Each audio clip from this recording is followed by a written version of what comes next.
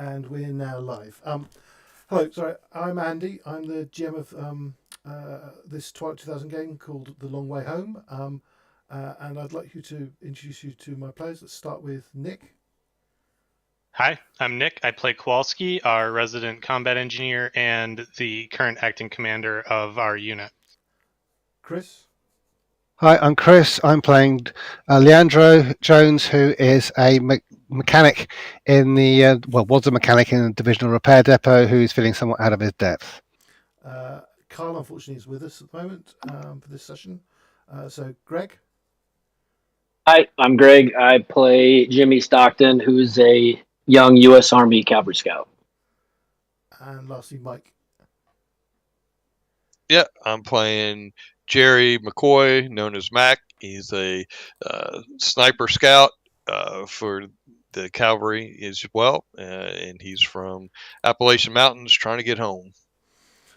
Okay, so just to remind you, you are you're at a you're in a village, friendly village in Poland, and let me just get to my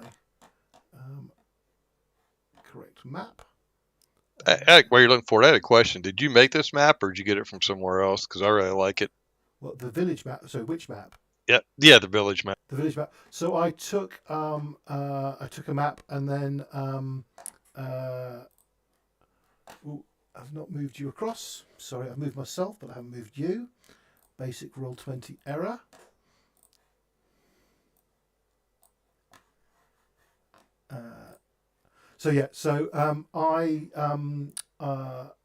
I found the map and then adapted it. Gotcha. It was a really nice map. I like it.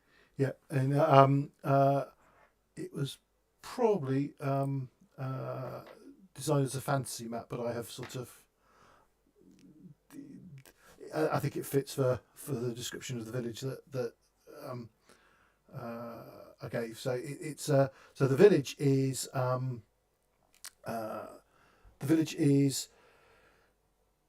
it was once almost like a bit of a tourist attraction with lots of sort of visits around old coal mines that are here that have now become reusable. They weren't economically viable, but with the collapse of civilization and the desire for coal, they've actually become viable again. And the bulk of the population of the village works digging in the mines. And this village also had sort of things like a working mill and a working blacksmith and so on, various sort of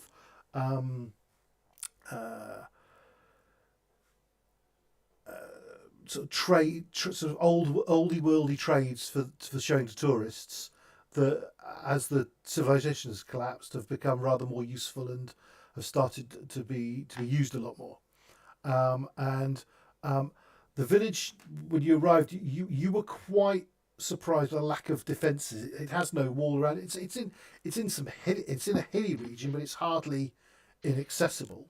And you spotted a few guards on the way in, but there's no real active defences. There is a sort of a sentry house as the first house, but that has a few barricades on it and might have some sort of PK machine gun there, but that's the extent of it. But you discovered from talking to locals that they sort of have a deal with local warlord is the wrong phrase. It's a group of Ukrainian soldiers who've deserted from the Soviet army and formed their own. Basically gone out on their own, and they were living. Actually, let me just change back to the area map. They are in.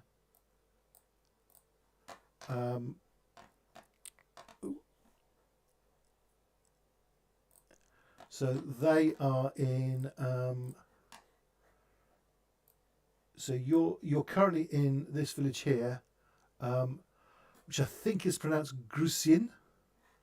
And there's this group of Ukrainians are in Malgorets down here. Okay. Let me.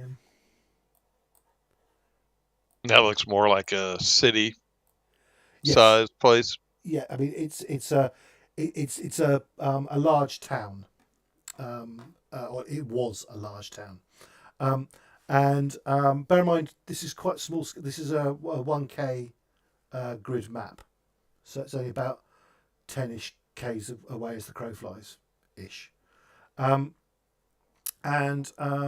you were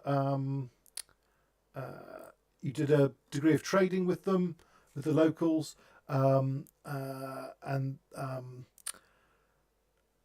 you've traded your Chevy that was a bit damaged with them to get access to tools, and then you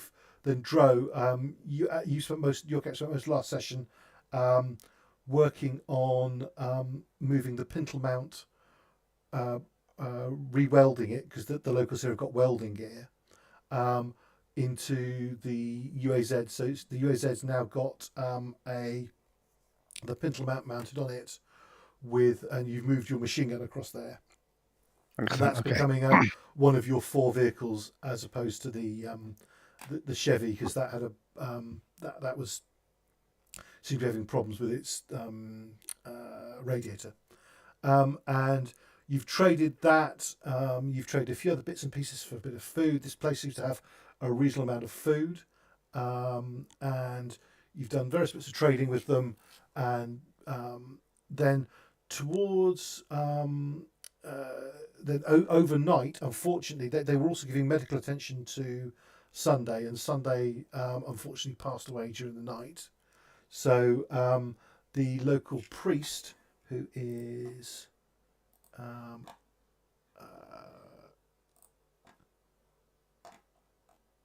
let me find this guy.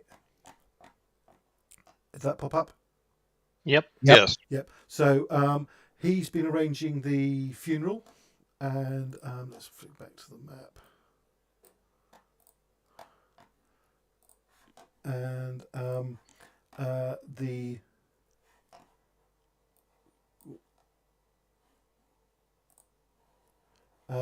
in St Barbara's Church, who we had this. Do you remember we had this weird coincidence where St Barbara turns out to be, was it the patron saint of artillerymen and combat engineers? Yes. Yep. Yes. And so we're so the funeral is yet to take place for that.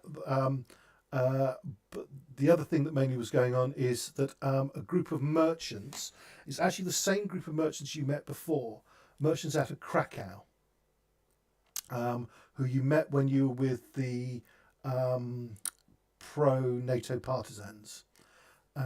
They have also turned up here, and they are they're having a bit of chat to you and so on, but they are clearly trading various bits and pieces for coal, and it seems like they've been doing a bit of since they met you. They've doing a bit of touring around, gathering various bits and pieces together, and this appears to be their final stop. And they're trading. They've trading various bits they've gathered together for coal to then transport as much coal as they can get hold of back to Krakow. Okay, and there was a conversation about you seem to be keen to go to Krakow, and there was a conversation about going with them. And sort of joining up, as sort of going in convoy, and you almost sort of being escorts for them, and then putting a good word for you on arrival in Krakow. Okay. Yep. And that's, I think, where we left it. Have I missed anything, guys? Is there anything that happened last time that I've... Not anything I can think of off the top of my head. Okay. Sounds good. Yeah, I think that's about it. Yeah.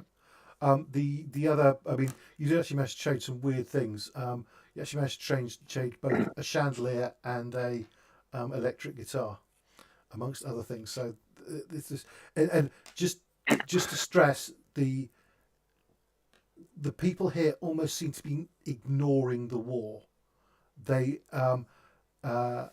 you've all had the feeling that this place would be very vulnerable to attack, and they seem to be quite accepting of that. So they've got. I have to go AFK for a couple of minutes. So my apologies. Okay. Right. What? So the next thing to happen is Sunday's burial. Is there anything you want to do before that, or should we move on to that? I can't think of anything that I need personally to get done before that. Okay. Yeah, I think last time we were doing a lot of those things, so I'd say let's just move on to the funeral. Okay. Yeah. Okay.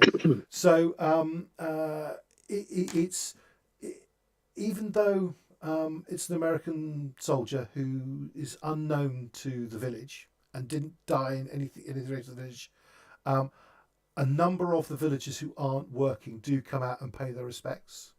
It's very dignified. The priest speaks reasonable English, and he does attempt to conduct the service in English, and he does for those of you who've been to a number of funerals, and probably most of you have by this stage of the war, he does a pretty good job of he's clearly chatted to a couple of people to find out a bit of background about Sunday, and knows that you're a musician and things like this, and does a very good conducts a very nice service, and Sunday is buried with quite a degree of civility. Okay. Okay, I was about to ask if I've cleared my point of stress, but I guess not, since Sunday was my body, and I'll mark that as blank for the time being. I think technically, game mechanics wise, you have, because you have rested. Oh, okay. I believe it's rest that removes stress. All you needed was a nap to sleep off your grief. It's no big deal. Though you would be advised to work out who your new buddy is, but we'll. Has anyone else been working on the vehicles with me? Not really. There's other people who've sort of who've had a go, but they were NPCs, but and they weren't necessarily particularly skilled, unlike you, so they haven't necessarily done a very good job. I'm not that skilled, but yeah. What about drinking buddies? Have I been drinking with anybody in the bar? There was a degree of drinking last night, but it didn't get particularly wild. It was all sort of fairly sedate drinking. They managed to sell you a bit of alcohol, but nothing excessive. Okay. Let's just leave for the moment. See how things develop. Yep. Yeah. Okay. Then trying to think what. Right.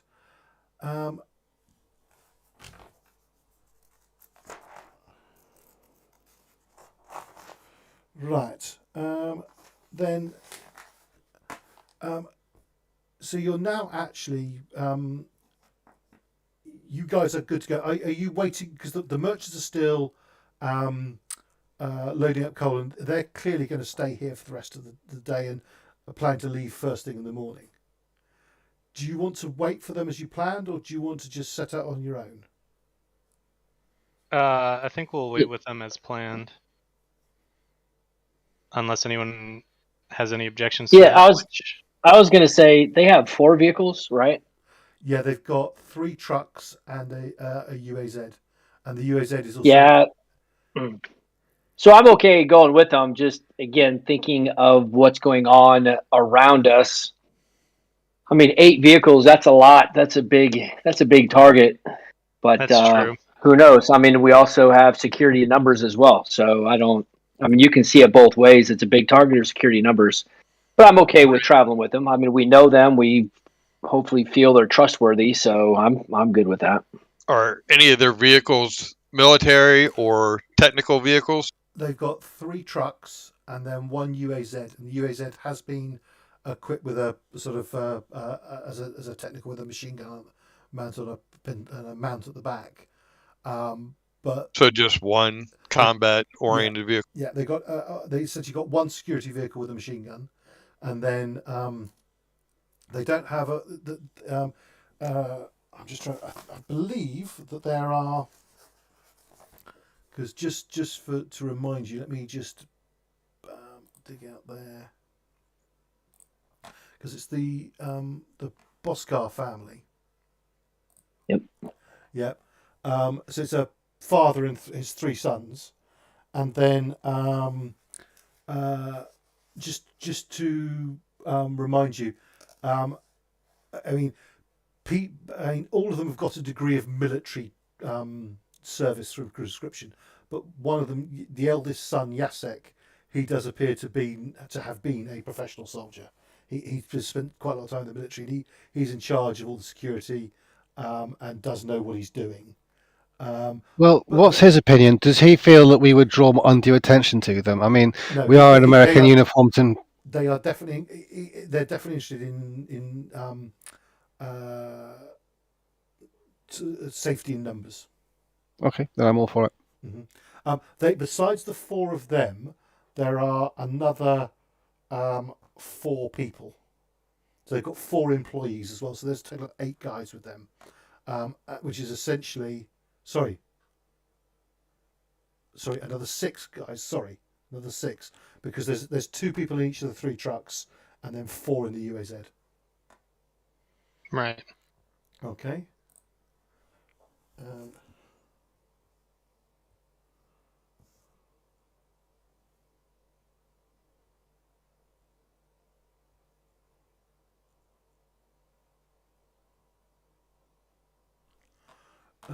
Right.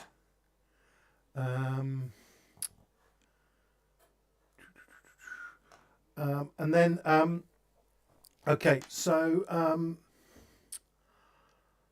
as the afternoon progresses, it's getting close to the point where, based on what happened yesterday, the mines will start emptying of people, and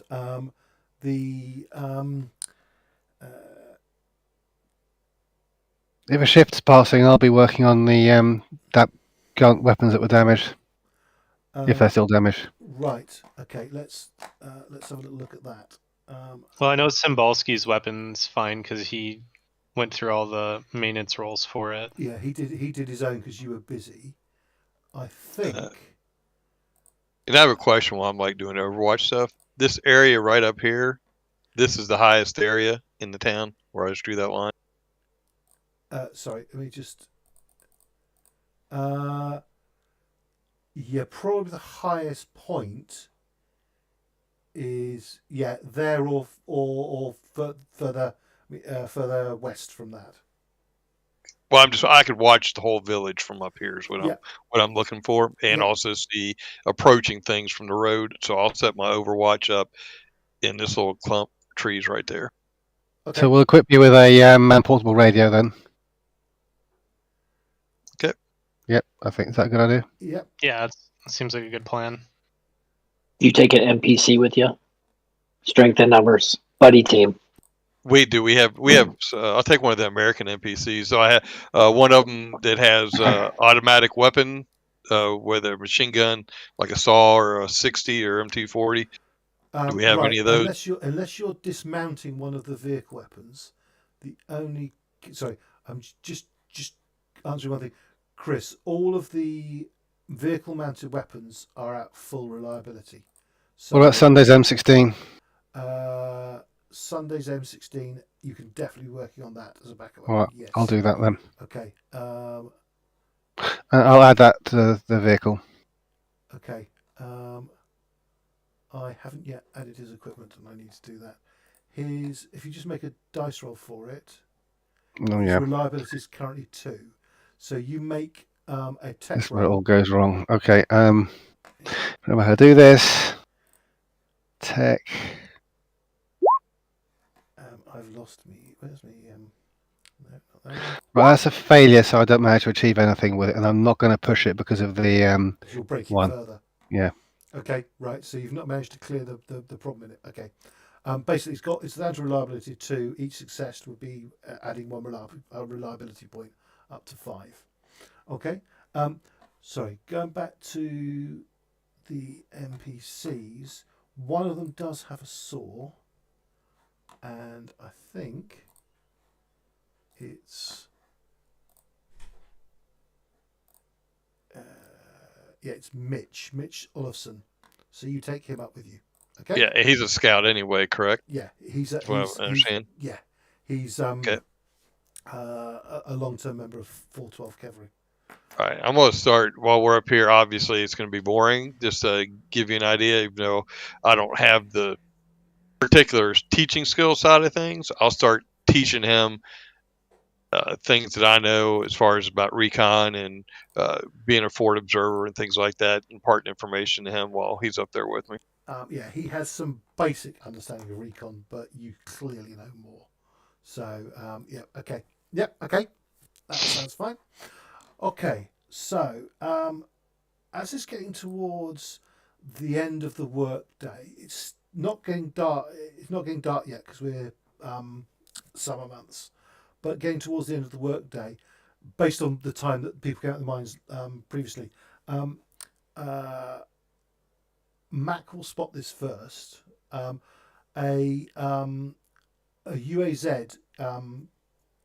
another UAZ comes driving up the road towards the village. Okay. Is it marked with any markings? Give me a recon check for that.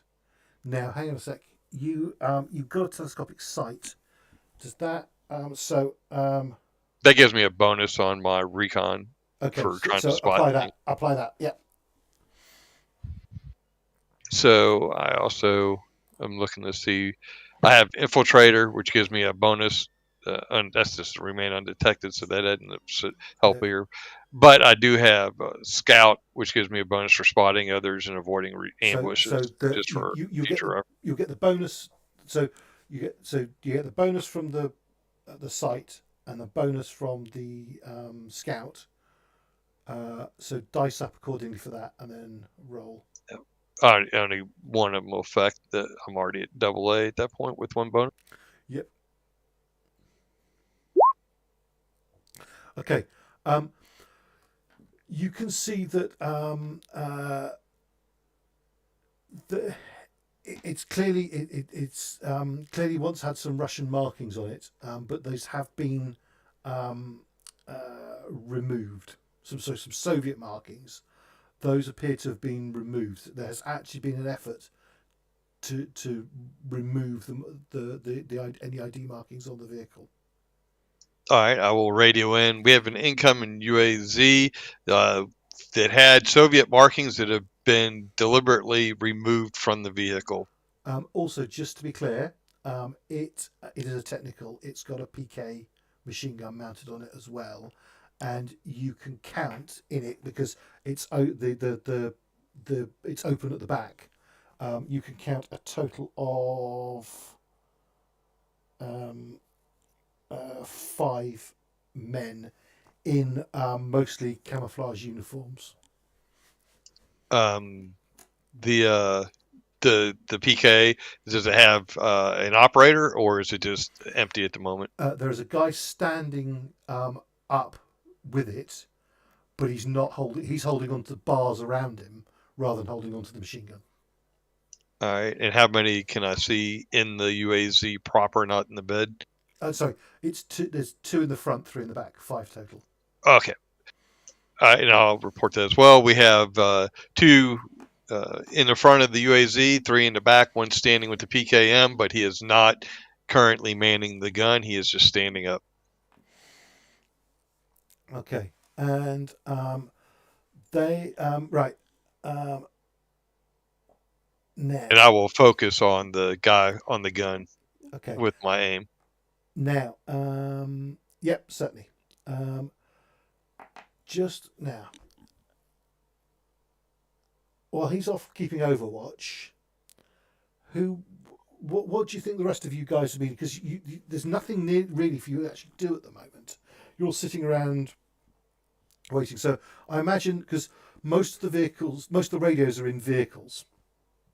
So I imagine someone is keeping monitoring of that, but that can be an NPC if you wish. What are you guys doing? So Drove, I'm guessing, is sat in the hotel bar trying to trying to fix this M16.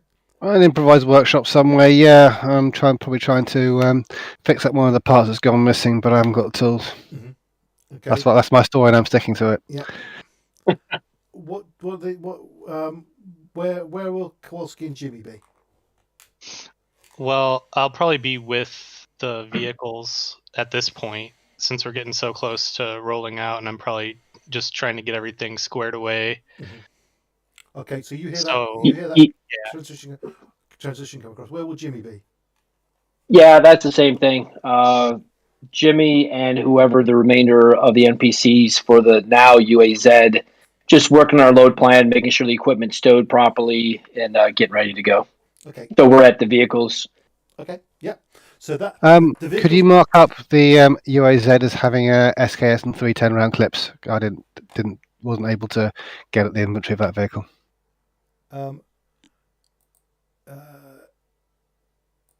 Sorry, So I was. Yeah. Let me just do that quickly. Sorry, irrelevant. That's all right. No, that's good. It's good to note these things, otherwise they will get forgotten. Right. We don't want to forget that we have 3 functioning weapons with ammunition for them that might come in handy later. Very much so. SKS. Especially at the rate things break in this. So SKS and what was it? Sorry. SKS and 310 round clips. Okay. Yeah, that's on the UAZ. Okay. Right. Now,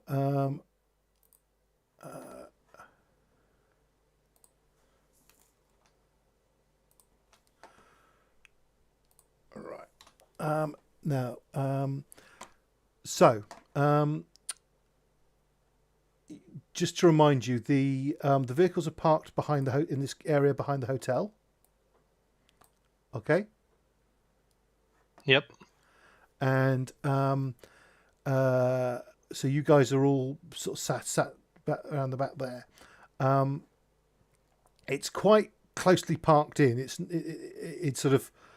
not the biggest area. So it's good you've only got 4 vehicles here.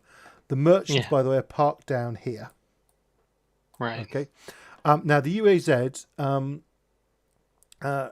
drives along the past the sentry post, and it just seems to ignore the sentry post, and gets to here, and then turns right up to here, and then parks up in front of the medical center.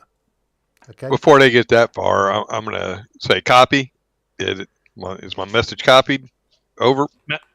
Message copied. We're getting the vehicle sorted out right now. I'll let everyone know to stand by for possible trouble. Keep an eye on them. Roger.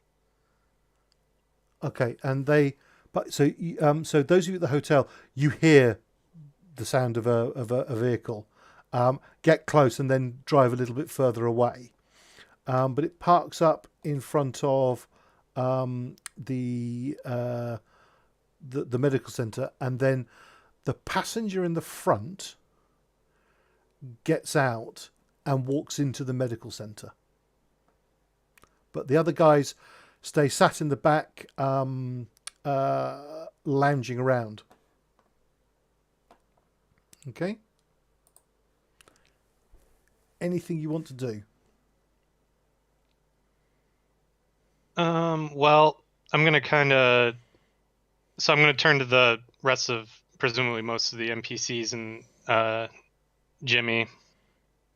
I'm gonna say, hey, we've got a unidentified UAZ that just rolled in here with that's full of unknown armed individuals. Sorry, just say the guy. This is more for Mac. Yeah. The guy who's got out and walked in has got an AK slung over his shoulder. I should have said that. Sorry. Roger. Like I said, I'm keeping my my rifle on a guy on the machine gun in the truck. Okay. He actually now sits down. That's fine. I'll still keep focused on him in case he decides to get up and start shooting that thing in town. Yep. Sorry, what was Korski doing? Sorry. Yeah, so I'm gonna have our usual gunners get up into the gun turrets and get ready just in case. Everyone else expedite the loading process. Okay. Yeah. Okay. Yeah. Yeah. Okay.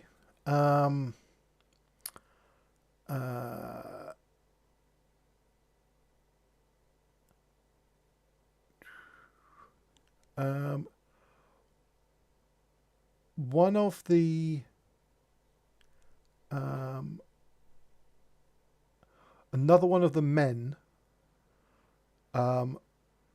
climbs out the vehicle from the back and just sort of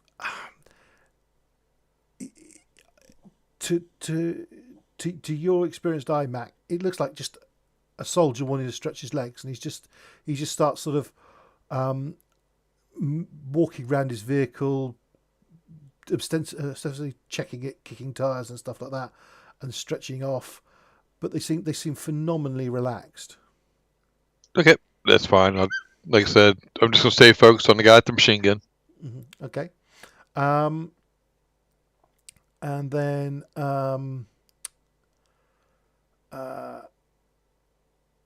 after about a minute or so, walking around the side of the hotel into the sort of rear area where you're all parked up, comes, the sort of the village leader. Yep. Sorry. On there. This lady here. Where's she gone?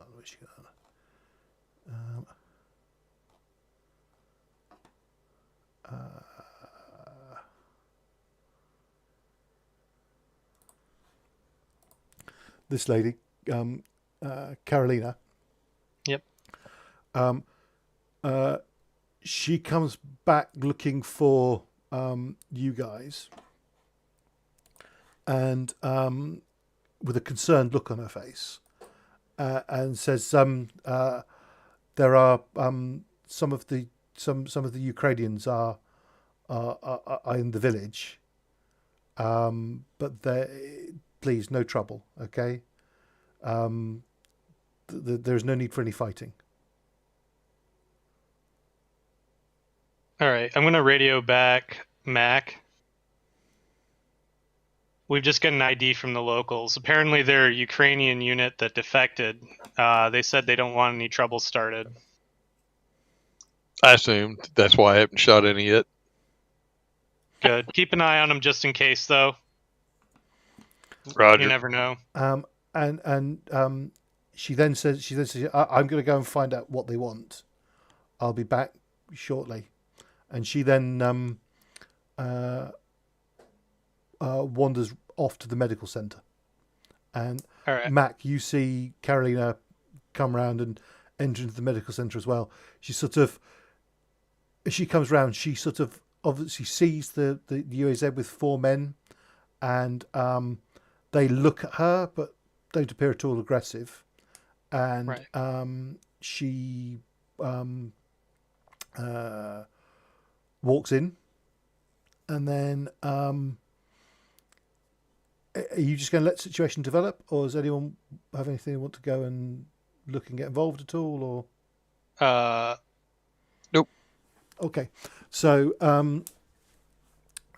she, after about 10 minutes, the man, the Ukrainian soldier who went in, comes out with Carolina, but also with the doctor who was treating Sunday, who is this lady. Okay.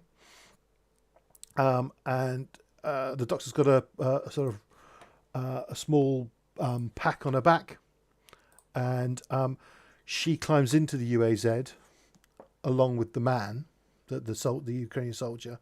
The one who also dismounted climbs in, and then they turn around and then start driving back out of the village.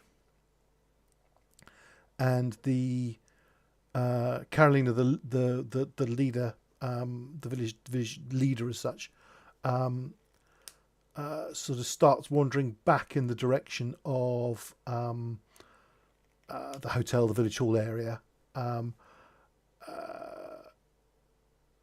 At a sort of fairly normal pace, doesn't appear to be rushed. But and she doesn't come back and join you lot. She goes back. You can't really see because you're obscured with line of sight exactly, but she's either gone into the hotel or probably the village hall militia base. Okay. It's noticeable during that whole time the militia leader is not seen at all.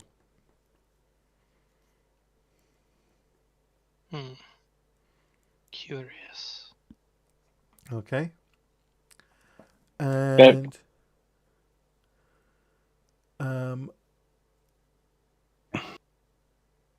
the vehicle. Sorry, go on. At some point, do we want to go and say hello just to make it clear that we're here? We're not hiding particularly or being aggressive. They actually turn and drive out the village. They leave. Oh, so okay. they're gone. Yeah. Yeah. We and Mac, we you don't watch need them. to- You watch them drive out, and as before, the doctor, she's gone into the front of the OZ with the guy who seems to be in charge, and the three men in the back, very similar as before. Two sitting down. The gunner, as they drive out, he gets up into position, but is not manning the machine gun. He's sort of holding onto rails around him. Right. Mm-hmm. And they drive back out the village.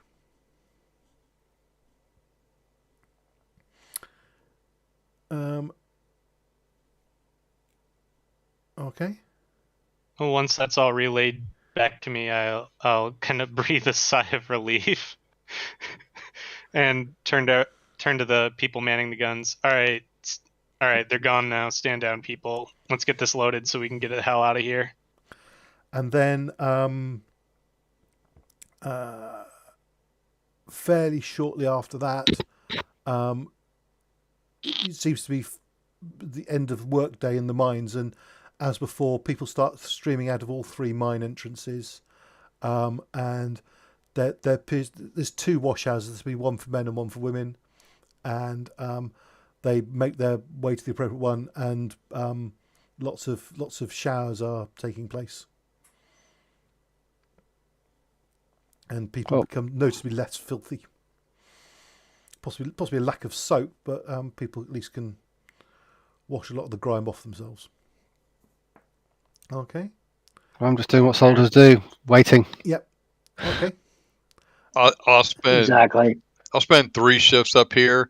2 of them will be nighttime shifts, and then I'll sleep the first daytime shift. I'm doing the nighttime shifts because just in case I hear or see anything, I do have MVGs I can put on if needed. Yep. I don't think we're gonna be here that long. Are you going to? I think we're leaving. Are you? Well, this is the question. So the merchants are planning on leaving the following morning. Do you want to wait for them, or do you okay. or do you want to leave tonight, or do you want to wait until tomorrow morning? Oh no, I think we're waiting for them. Yeah. I think we decided on waiting for him. Yeah. Okay. Yeah. So that makes sense. Yeah. Go for it. Okay. So Does that mean I need to mark off more rations of food from the? Right. So now, unless you're going to trade for more food, yeah. Bear in mind, you've just traded for a load of fresh food, so we could just. Where's that written? It's actually, I think it's not. To be fair, I don't think it's actually made it to the vehicle lists yet. I think I've got. Certainly hasn't. Apologies. That was for a week, right? Didn't we trade for a full week? Yeah, Okay. that was what I That's believe. good. We're in good shape then. You bought, It was pretty expensive. Cool. So that's basically got that for a week, and then we've got what we've got in the vehicles, in addition. So that's cool. So we treat what's in the vehicles, which are MREs and tin food, then we treat that as our reserve. Right. Yeah. So Yeah, it's perishable food that we bought. yeah. So what you traded for was 7 man days worth of domestic food for 15 people. Yep. So actually, that was including Sunday, and Sunday has now passed away. So actually, I shall knock off 14 days worth, because I'm assuming you're using that. Yeah. I mean, yeah, I guess. Yes. I mean, Unless Sunday's not going to be eating it. no, So. no. Unless you want to Oh. unless you want to go and trade for, unless you want to essentially trade. The hotel will sell you food if you want to eat in the hotel, Right. or are you just gonna? I'd say the rations we bought. Okay. I mean, domestic rations last for a That's week. my so, vote. Yeah. Well, domestic rations last for a week, so it would make sense. Okay. Yeah. Yep. So are you frequenting the hotel in the evening as people start to gather for a few more drinks and so on?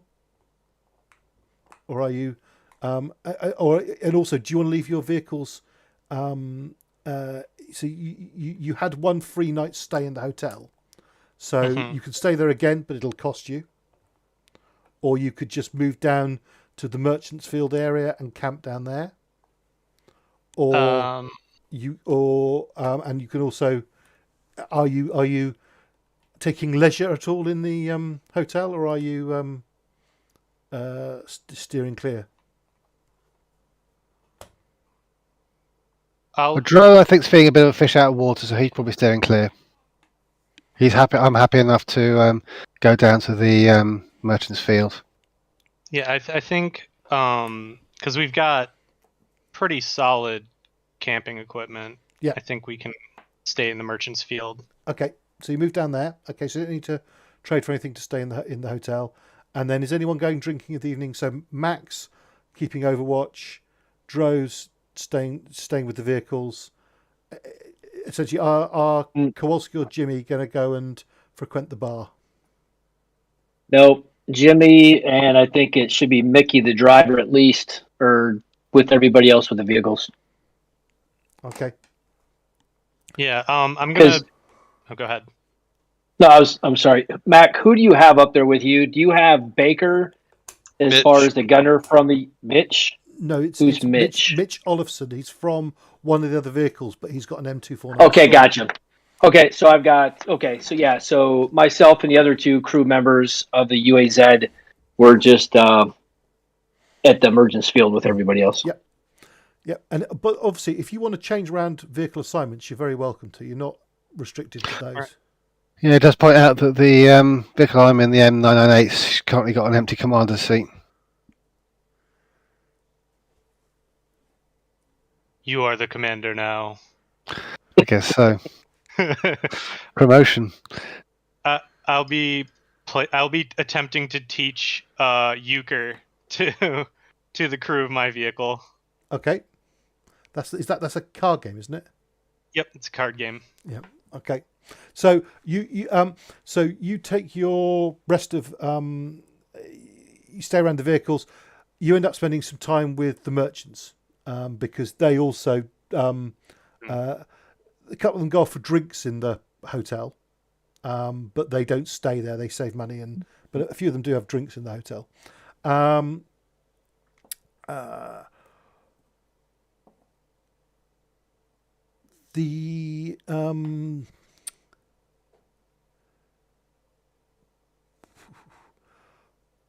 One of them, and it will probably be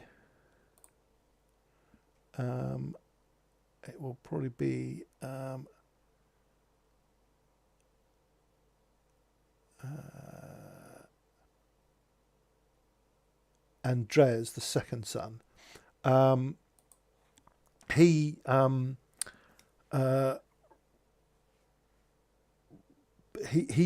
has been up to the hotel, and he relays that apparently the Ukrainians who turned up, they're from the band that protect this village, the defenders of Malgorod, they call themselves, though obviously in Ukrainian. But they've had a bit of a set to with some other group of Soviet deserters. From the sounds of it, not other members of their unit, but some Russians. And there's been some sort of firefight between the two groups, and the reason the reason those guys turned up was to collect the doctor to so she can go and treat some of their wounded.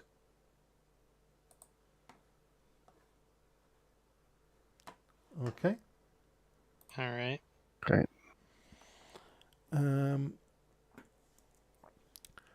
Okay, and then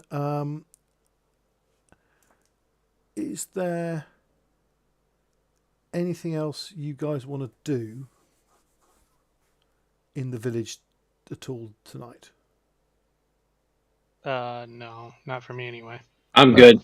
Okay, so then I'm ready to go. I'm good. okay, Just gonna do watch. yep, okay. So the night passes uneventfully, and the following morning, Mitch and Mac are the last two to get down to the vehicles, and the merchants are up bright and early, despite a few of them having some drinks last night, and fairly promptly everyone saddles up, and you set off, heading towards the direction the merchants are. You're going to come to the merchants, heading towards Krakow. Okay. Alrighty. What? What? Sorry, what was I say? Do you have a particular preference for the order of the vehicles? How do you want to have your four first? Do you want to mesh more with them? Do you want to let them lead and you follow? What do you wish to do?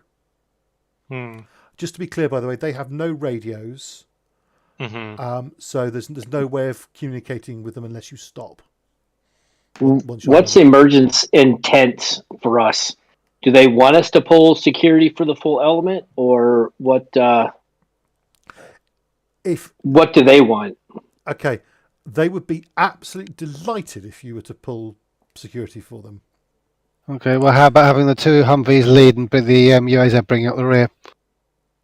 The UAZ's got that way. The three of our vehicles that have got radios can each end of the column.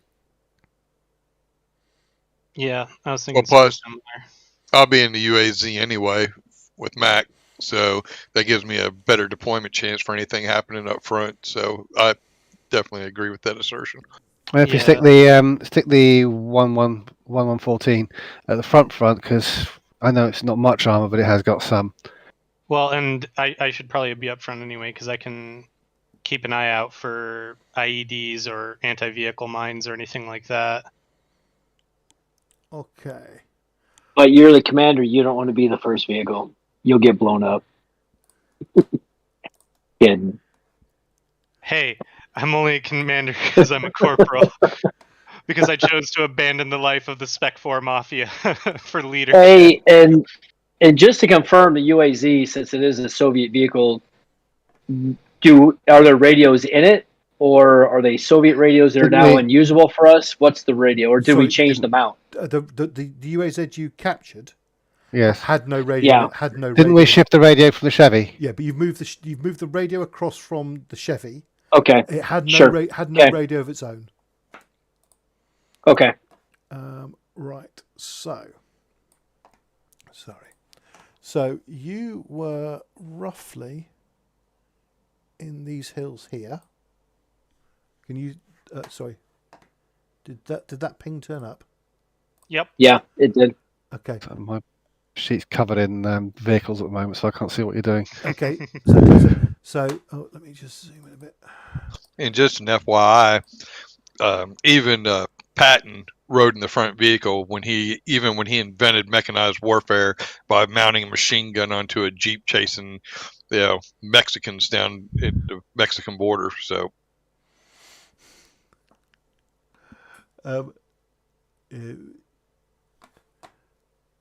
yeah, Patton's an interesting character. well, a lot of people don't realize he actually invented mechanized warfare. He is the first instance of a weapon being mounted on a vehicle and shot from it. Okay. Right. So, you're up in these hills here. And what they're doing is they're working their way down to try and get onto this road heading south. Okay. Okay. And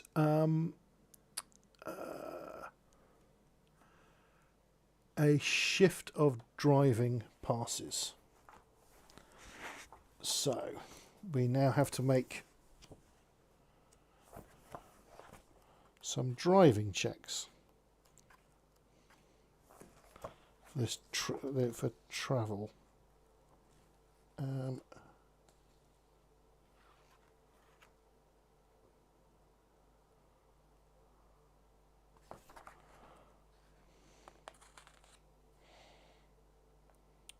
Right, so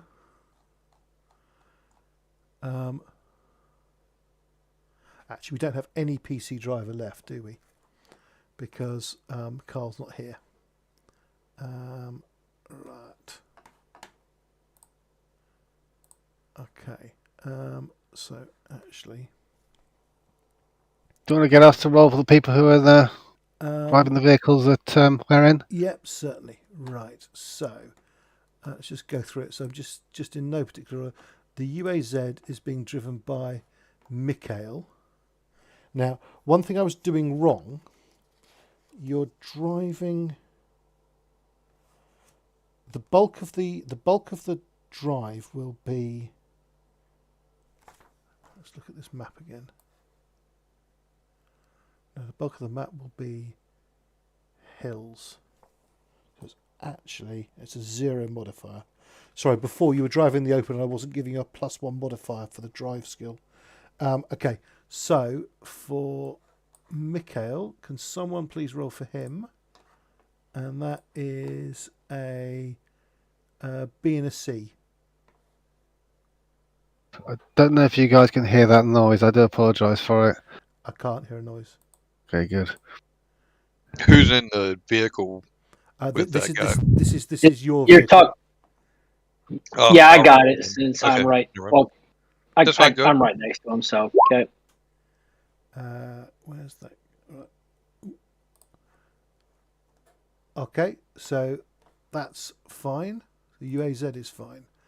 Then in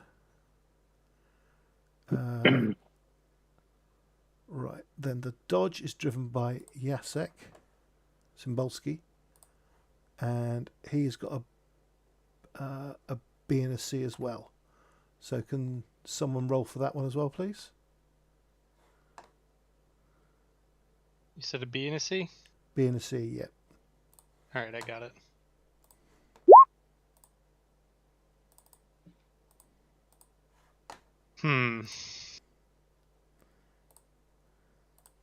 Well then. You can push it. I What mean, you'll do a lot of damage to the vehicle, but Yeah, let's push. Oh, still no successes. Alright, so we just did a point of damage to the vehicle. okay, I'll mark that up. Right. If I can find the Dodge.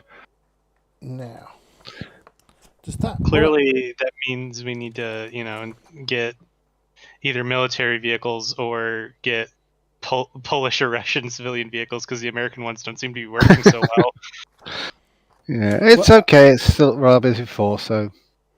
Yeah. This system is vicious. So technically, for that, you get a mishap.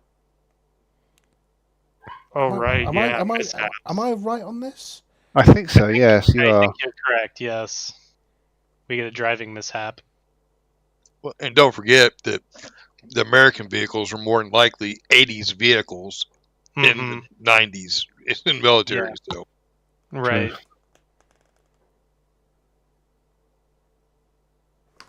Right. Okay. So we'll come to that mishap in a sec. Then the next one is the M998 that is being driven by Martinez, and she has a B and a C for driving. So, shall I roll that? Yep. And then the M114 has been driven by Valdez. Okay, that didn't work. What just happened?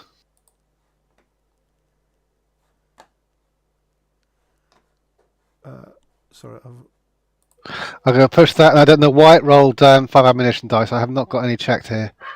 Oh, I didn't see any ammo die. I haven't seen any ammo dice. Oh, right. I might as well push that just for Okay. the fun value. Oh, great. Damage that one as well. It's going really well. Nice. We've had a particularly bumpy patch of road. And then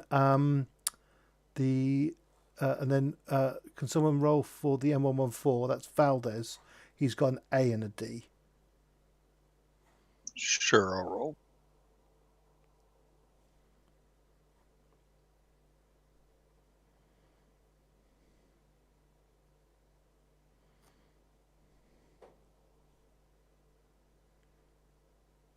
Sorry, A and a D. A and a D, yeah. D's what, a D4? D6. D6. You can. There's on the bottom of the character sheet. There should be the general bit. You can just fill in select an A and a D on the bottom of your character sheet. On the basic tab. Yep, I forgot about that. I was Yeah. trying to type it out manually. That's all right. Then we get so you get success. Right. Okay. So we've got 2 fine, and then we've got mishaps on the Dodge, And the 998. and the 998. Right.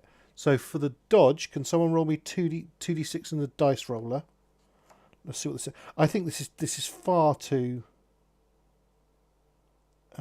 These actually aren't necessarily things that will damage the vehicle. To be fair. All right. I got 2d6, 9. 9. Okay, the engine overheats on. This was the Dodge, wasn't it? The Dodge. engine. Yes, I'm rolling for the Dodge. Yeah, and then can someone roll for the 998, please? 2d6. Oh, right, 2d6. Sorry, coming up.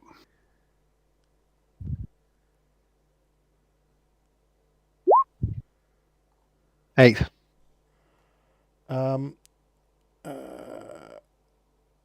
Roadblock. The road ahead is blocked by debris, a landslide, or fallen trees. It'll be fallen trees here. Actually, no, it might be. No, it could be. It might be a bit of a landslide. Okay, so what happens is this: you come across an obstacle in the road. You're making your way out of the. You're making your way out of the hilly area, somewhere around about here, and there's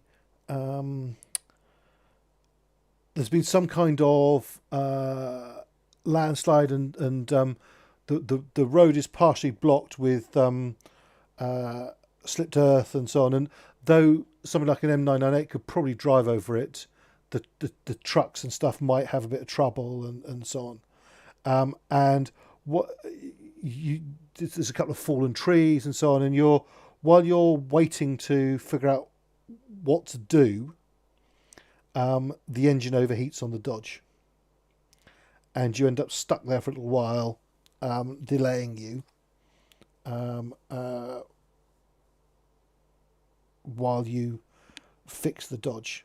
So can I have a mechanics, a tech roll, sorry, from Dro, just to... Okay. And this is to fix the No, I've got a special bonus on this, so just to fix the overheated engine on the Dodge.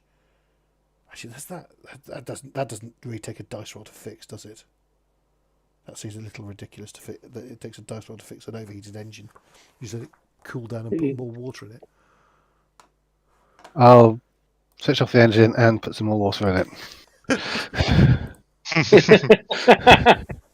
That takes skill. Yeah. Okay. But principally the thing that happens is you lose some time. Yeah, Yeah. I think That's the main thing. Yeah, it says the rest of the shift. Yeah, rest of the shift. Yeah. So then that's there's a bit of a delay from that, and then once you're all sorted, the vehicle's cooled down by the time you've shifted enough of the debris out of the way to drive past it easily, and you continue on. And now the merchants would like to make use of this road here. Are you happy to drive on the road? How Well, they often do know- they travel on that road? Yeah. They've been up and down this a number of times. They're happy to, but they say the situation is clearly changing. Up until a couple of weeks ago, there weren't many Russian units around. There were those Ukrainians in Malgares who and a few other bands like them. Some of them are quite friendly to the Poles and to the Polish, and are almost operating as benevolent. So this, by the way, this is Andreas, one of the sons talking. They're almost set themselves up as sort of benevolent warlords, as such. There are a few nastier groups, but those actually mostly left over at the start of spring and have started to make their way back home to the Ukraine. So a lot of the units because the unit broke up last year, and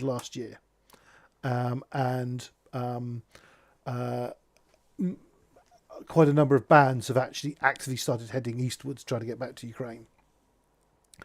But obviously, since all the fighting kicked off with the NATO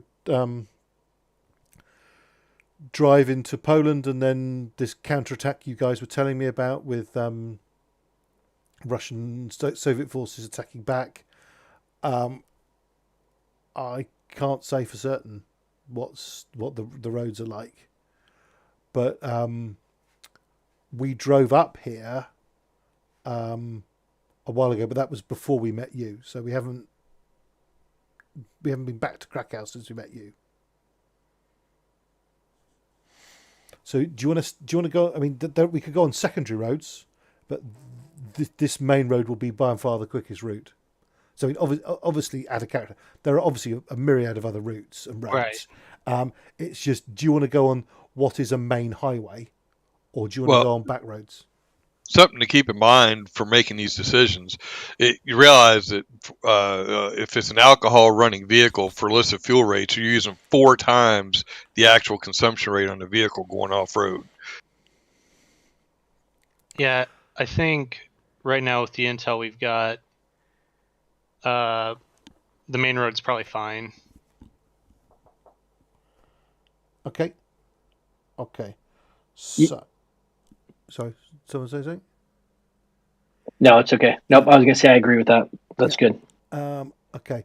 I need to do some maths later on to work out how much fuel you've used, but you've not been making fuel at any point.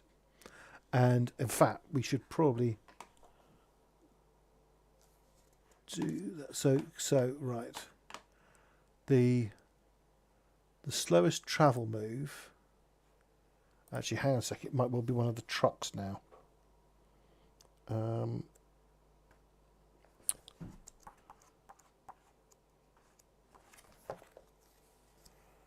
Right.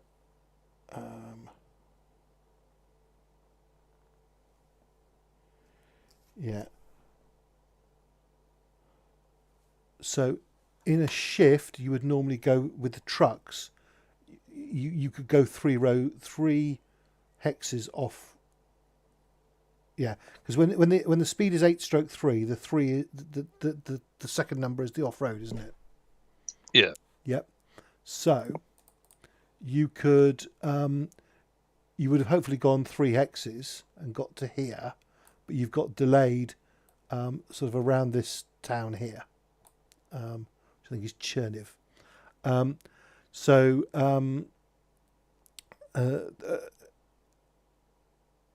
You've essentially used.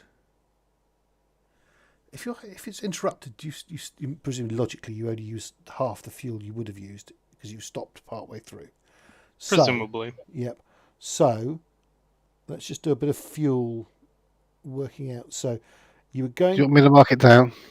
Yeah. I was like, what I've assumed is when you traded the Chevy away, you kept all the fuel from it, and that actually went into the UAZ, and the UAZ is actually full of it's on full fuel. Except I can't see the character sheet, so Right. Well, let's just try and sort that out. Can anyone else not see the UAZ character sheet?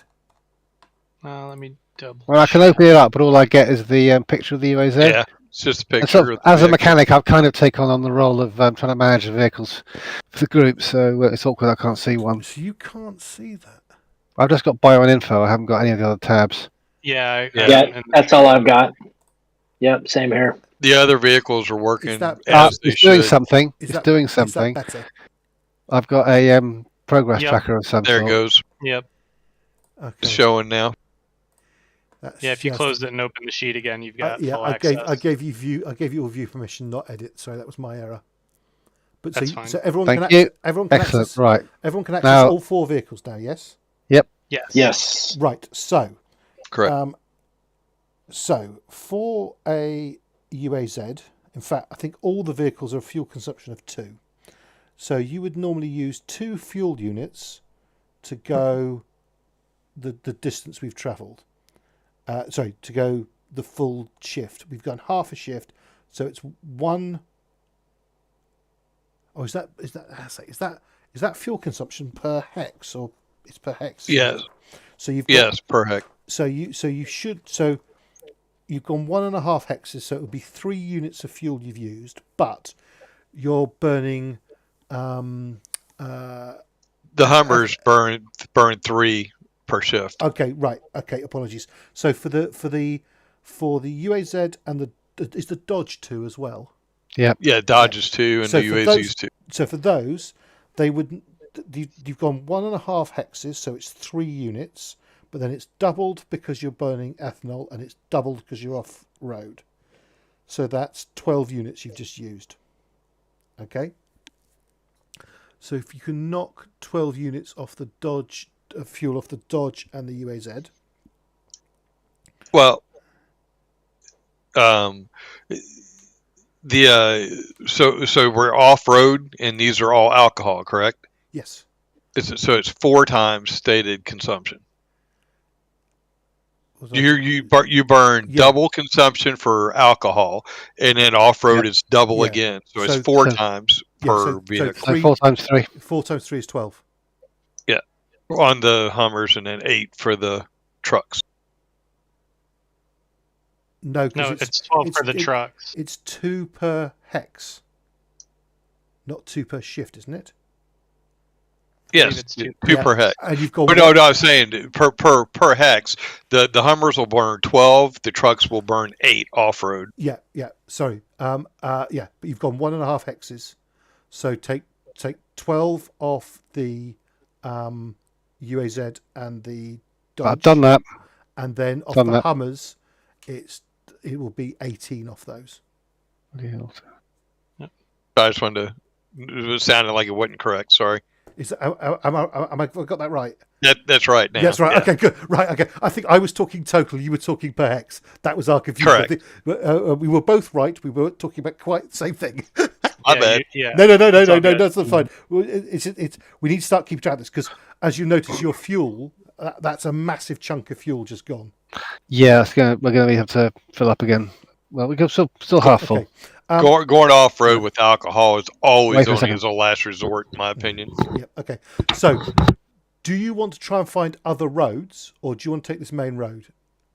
In terms of game mechanics, it will all count as because I don't know. To me, it seems wrong that if you are the way the game is set up is only if it's got this kind of road on it would you get the road modifications. But actually, as we well know from looking at the There's nothing in the rules for saying that. I mean, it's just they expect you to be on a road. So if there's a road that doesn't show on a main travel map, and you say we're using, say, a dirt road, we'll still get road consumption. Well, it's better than a dirt road, but it's a secondary. It's not a main highway. I mean, Correct. I don't think that. Sorry, I don't think on this map here. I don't think there's actually any main highway marked on it. Right. This might be the main highway. But I mean, like I said, as long as there's an actual road, we'll get road consumption, okay. whether it's on the map or not. Okay, so you start. So for the next shift, you take roads. Okay. Yep. Mm-hmm. Okay. Which means you move further. So you're now limited. Still, but I think the slowest moving vehicle is 8. Okay. Mm-hmm.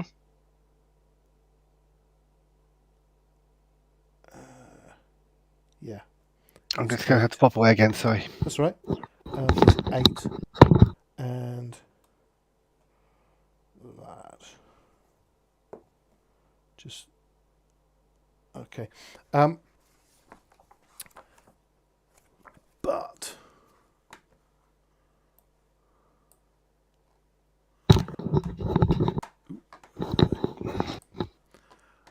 okay. Right.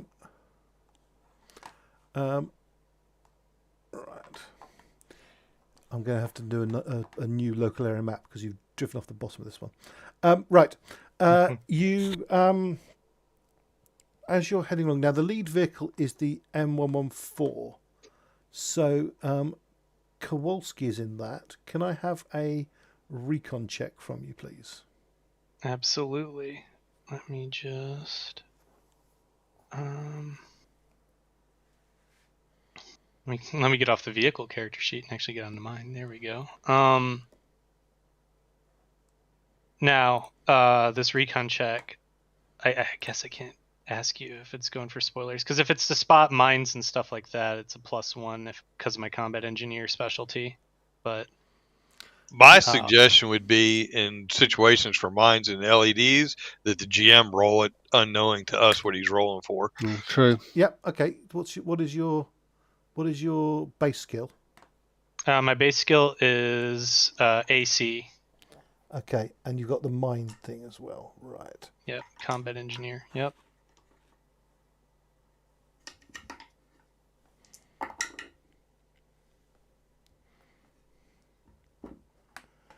Okay, well, what you spot is not a mine.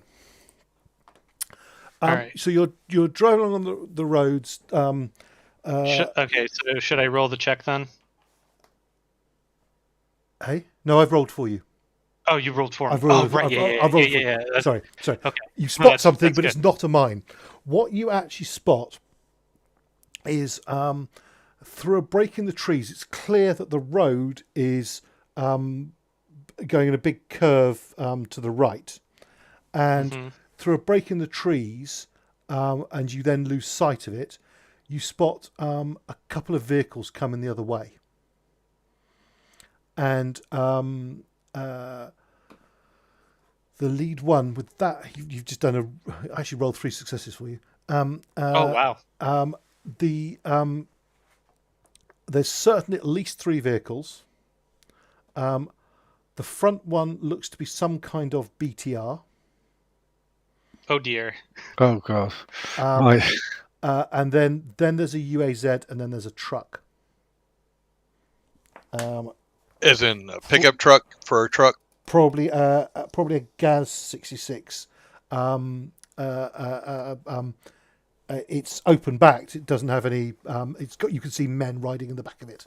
You can't see any weaponry on either the UAZ or the Gaz, but the BTR looks 3 successes. That's really quite big. It's probably a BTR 70. Oh, and there are also men sat on top of the BTR. They're not riding inside. Isn't 70 an older version? 70 is an older one. That's a 1970s version, correct? Well, there's a 60. Vietnam era. There's a 60, there's a 70, and there's an 80. The 80 is the most recent one in Twilight. Correct. And it's got it's normally armed with either a KPV machine gun or a 30mm autocannon and some kind of PKM. The reason I'm asking that is specifically because Soviets aren't going to be using the 70s. More than likely, Russians are going to be in the 80s, and other Soviet states would be getting 70s, like Ukrainians or Romanians or whatever. That would have held true at the start of the war. That doesn't hold true now because as vehicles have been knocked out, second line units who've been issued with 60s and 70s have had them requisitioned and moved to frontline units. So that rule doesn't hold as fast as it would have at the start of the war, just through attrition of gear. Okay. Well, I'll get on the radio. All friendly victors. We have 3 vehicles potentially hostile, unknown affiliation heading towards us. BTR, UAZ, and a gas truck. And a gas truck. What's the range? How? A few hundred meters, but that's as the crow flies. There's the road you can see at the road ahead. It's bending to the right, and they're off to your right, so that it must be. You can't see the full extent of the road, but it must be. It's sort of a bit where it's come a bit closer, and then they're bending round. Yeah, like they're coming on an on-ramp or something like that. And my character, no, I wouldn't, since I'm newer joining. But do we have any RPGs or any kind of anti-vehicle weapons? The closest we got, as far as I know, is the 50 cal mounted on top of the M1114. We've got one law or something like that, one-shot weapon. I think there's a 1 law in the M1114. Okay. That would be our only chance against the BTRs if we were able to set an ambush off on it, maybe, with the law and take it out that way. Otherwise, we don't stand a chance. Andy, look around. Is there any cover we could be driving into? Right. Shall I show you a map? Be wonderful, actually, wouldn't it? Right. All right. It's always trouble when he's got a map ready. Map. Sorry? I know this map, sort of. Well, actually, without getting to a massive sidetrack, I've actually got some of this map's from the stuff that comes to 12,000, and I also am a patron of Pulpscape. Have you seen his posts? Yeah, I've seen his posts. So some of this stuff is from Pulpscape. So yeah, I can see where you stitched parts of it together. It looks really good though. Yeah, the stitching isn't as good because I'm mixing 2, right? But it's and some of the Pulpscape stuff is really good. Right. When we get done today, if you don't mind, could I get instruction on stitching, because I don't know how to do it for my campaign? Yeah. We'll have a chat about that. Yeah, definitely. It's a lot easier than you think, but we'll do that right. So, to start with, so you guys are. I've only put, and it's not. is not set up right, but the UAZ is there. Your vehicles are up in this top left corner. Okay. Alrighty. Okay. And then through a gap in amongst trees and stuff, you've spotted BTR, UAZ, Gaz. They're driving along a sort of what is clearly a sort of fairly easy pace, optimizing or minimizing fuel consumption. Okay, and so there are some trees. There is a raised bit, a sort of small hill here. So if you wanted to, you could go and hide behind the hill. Put vehicles. Sorry, where was the hill? I missed it. On the north side of the road. North side of the road. There's Okay. a small hill. Is the wrong word. It's a raised area. Yep. Sure. Yep. But it's something we could hide behind if Yeah. we drove It's, behind. it's high enough to hide vehicles behind. Yep. But that would leave the merchants on the Well, road on well- their own. But If we're going to hide, they need to follow us and hide as well, right? Unless they Yeah. want to try to sell to this convoy. I mean, okay. So you're gonna. so group wise, what are we planning on doing here? Are we going to ambush this BTR in these vehicles, or are we going to let them go by? What's the actual intent? I think we should initially just try to let him roll by.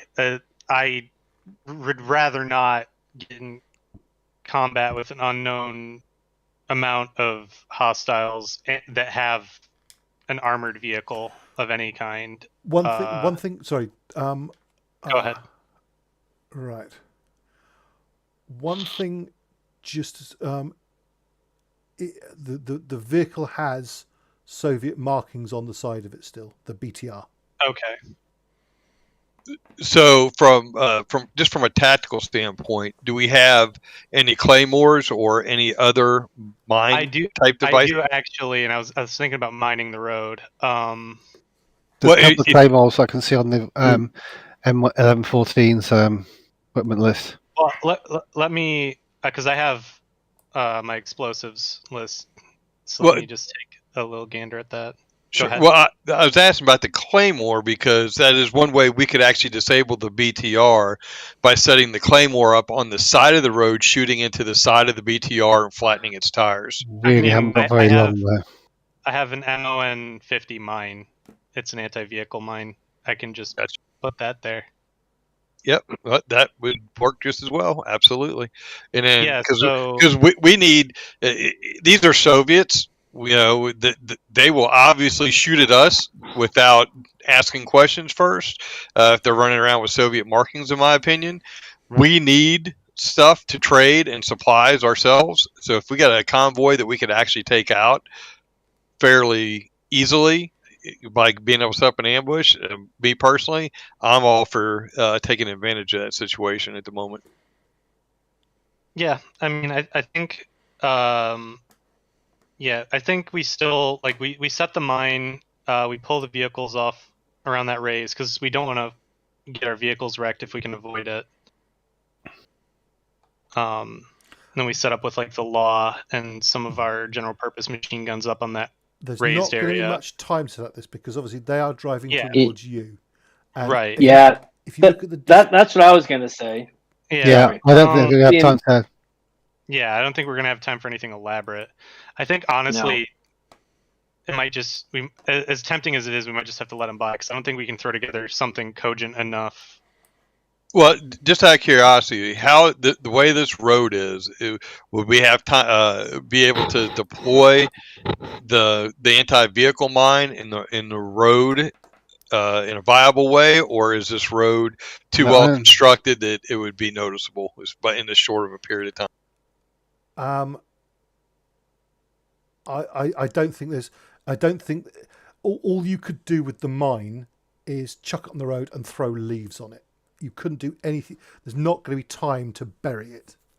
Well, it won't activate that way anyway, then, unless they roll over the top of it. So, I mean, if they avoid the pile, nothing's going to happen anyway, unless you have a manual way to, with some det fuse, to set it off to where to blow up the tires, if nothing else, to disable the BTR from moving anymore. Then we're left with an angry BTR with its main armament still in action, suppressing us from that position. If I'm not mistaken, the BTR has very little, if any, side armor for the law to punch through, though. So, game mechanics wise, it's a BTR 70, and it has what's it gone? Side armor. It's got armor 4 all round. Okay, so it does have side armor. My bad then. All right, Yeah, well, that but kind of makes not much more my than that. discussion mute then, because unless you can, that law can punch through. I don't think it can it? Yeah, I think it can absolutely wreck it. Its damage is 6. Oh, okay. The M72 Law's damage is 6, crit 3. Blast C. Yeah, that will absolutely wreck it. That should, if you hit it, that should absolutely wreck it. All right, so I'm good for the ambush, but I don't think, thinking, sure, it's a game, but thinking realism because of how close they are, we're not going to be able to set up a No, we're barely going to be complex ambush. So getting the vehicles as best we can on the north side or hiding them on the north side with several guys, sure. Mac's right. The only way we're going to deal with BTR 70 is with the one-shot law that we have. Maybe throw some debris up on the road to get them to stop in order to provide a better shot for whoever's firing the M72. I don't know. Or risk leave one of the vehicles broke down in the middle of the road across the road where they got to stop. Risk the Dodge or UAZ that way. It's up to you. Yeah. You're in charge, so Right. That's it's your decision at the end. But I mean, we have to look at opportunities for us as well. I think moving forward, if we have an opportunity to take out an enemy force and get supplies, obviously there's risk and reward to everything, right? Just bear in mind. Yep. Just to cut things. First of all, I'm very happy to almost sort of have like an out of character conversation like we're having. Yeah. So even though it might be that Nick's playing Kowalski who's in charge, I prefer it if it's sort of everyone's able to put their viewpoint in, and sort of then it becomes almost like a group decision. Yeah. And also the what was I say? God, my brain's gone. There's something else as well. I'm sure it was very important and very meaningful. Well, my tuppence worth, and I'll go with the group, but I think we should try and avoid contact. Oh, that was the other thing I was to say. Bear in mind, 2 days ago, probably half your unit got annihilated by Russians. So this is the first chance at payback, which is the way I'm looking at it. First real chance of some substantial payback. What looks like, they've got a BTR. That must be some sort of.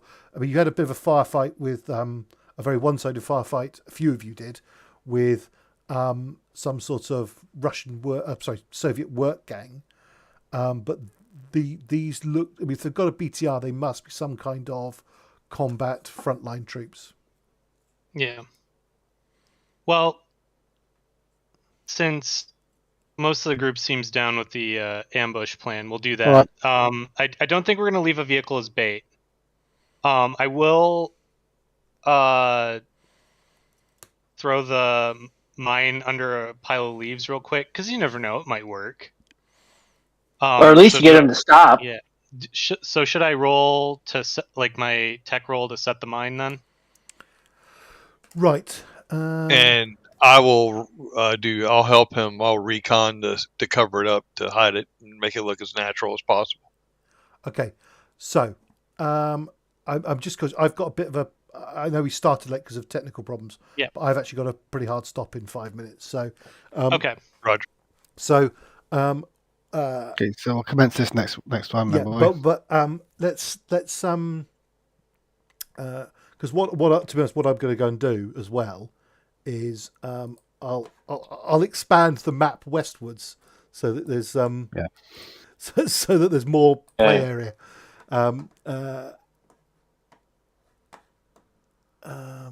So I'll expand the map westwards. But so basic plan we'll do the rolls next session. Okay. A basic plan of placing a mine under some. So Kowalski placing a mine under some leaves is a very basic attempt to Yep. use it. At least slow it down. Yeah. Could you ping the map where you want to put it? Yeah, I was thinking right here.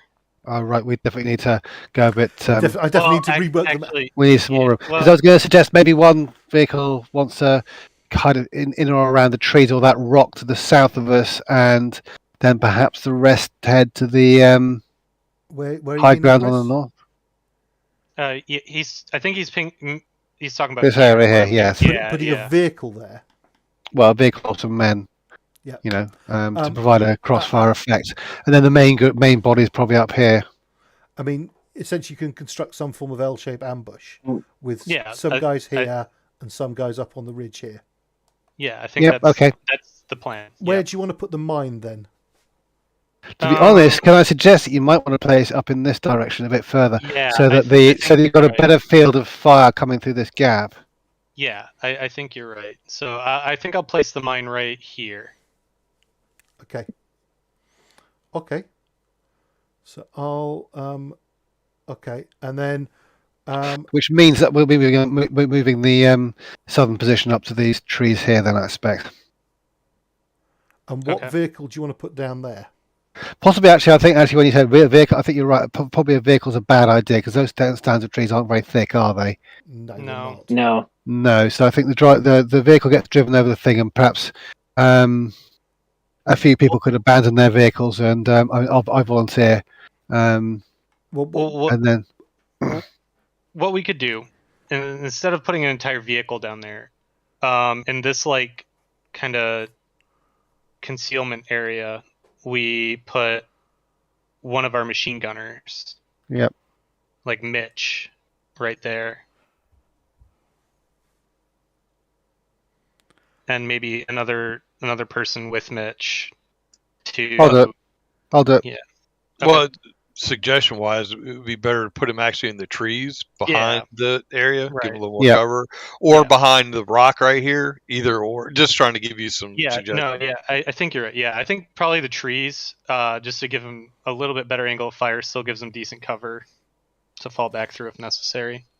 the other key thing I'd like to know is who is going to intend on firing the law. That is Whoever, that is so heavy got heavy weapons. weapons skill actually. Yeah. Who has it in the vehicle? I think Carson does, because he has a pretty hot hand with the 50 cal. Yeah, Carsten will be the man you'd want to do it, really, He's- isn't he? mm, Unless Kowalski, how are you? Carson's. I mean, he got very lucky with that shot from memory. He's got heavy weapons C. I That's don't have any pretty heavy good. weapon skill. And heavy I weapon have C is none. pretty decent. What's the base skill though? The strength. Strength, yeah. Yeah. Well, it's not strength if he's firing from the bipod of the machine well, gun's agility. That's what your heavy weapon skills from, isn't it? Or is it Yeah, from but agility? what Yeah, hap- you're No, heavy weapons is normally on strength, unless you're firing a bipod mounted weapon. When I think. Oh wait, no, but he's firing a law, so it Well, wouldn't It's a law, so it won't. Right, take the strength. it's a shoulder fired weapon. Yeah. So who has the best combination?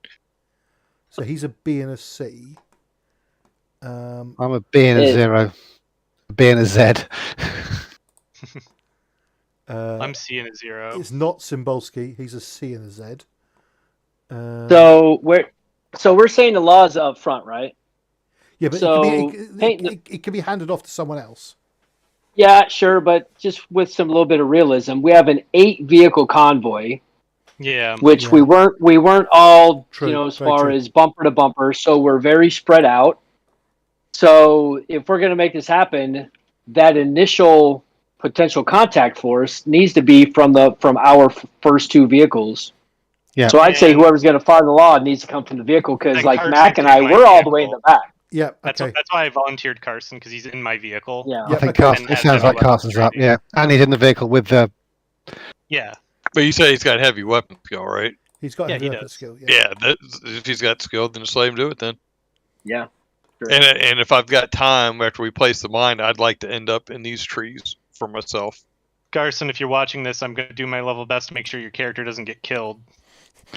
Yeah, sorry to volunteer to it, but Right. Okay. I will take the bullet if necessary. Right. I think what I'm going to do, yeah, is you've got a rough idea of a plan, but what I'm going to do is I'm going to for next session I'll rework the map and extend it westwards to give us more. So essentially we can put all the vehicles on the map, and we can then actually because Gregg's right, we need to actually go through. People work out where all the vehicles ended up. Yeah, and then doing things as the enemy vehicle moves up closer. Because otherwise, it's getting a bit silly that you might have far too much preparation time. So, right. Apologies, Gregg. You're right. We're getting.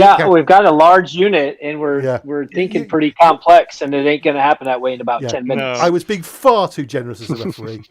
And that's not what I'm saying. We had time to build like a pillbox and just dig into the side of the hill. We've got a whole tunnel network going through this western end. Yeah, no, I'll have a little.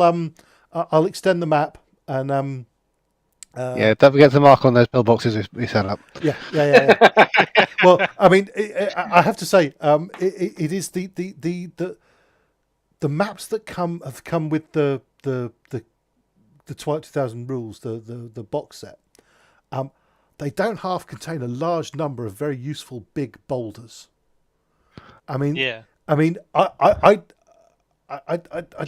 a lot of builders. I mean, where do you live where there is this many outlying boulders that, I mean, are clearly a couple of meters across and therefore logically sort of certainly big enough for a man to crouch behind, if not stand behind and fire over the top. And it's...